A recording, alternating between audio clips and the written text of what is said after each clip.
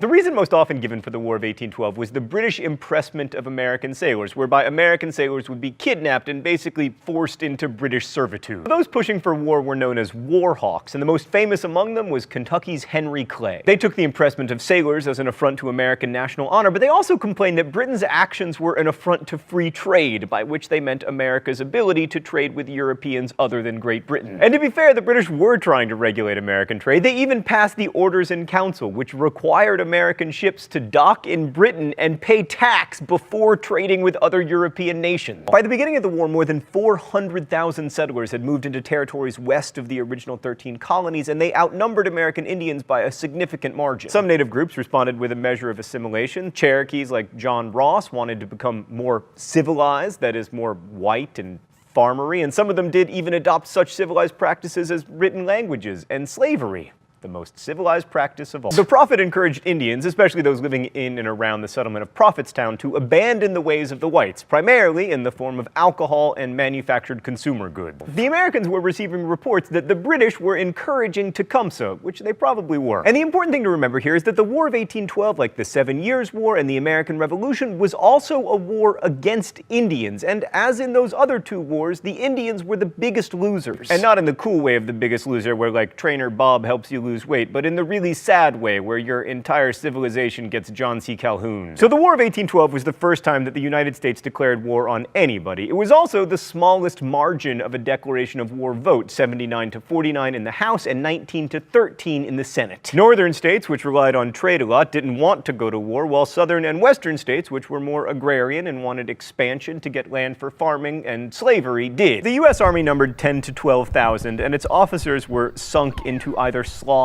ignorance, or habits of intemperate drinking. The U.S. Navy had 17 ships. Great Britain had 1,000. Also, America had very little money. Britain collected 40 times more tax revenue than the U.S.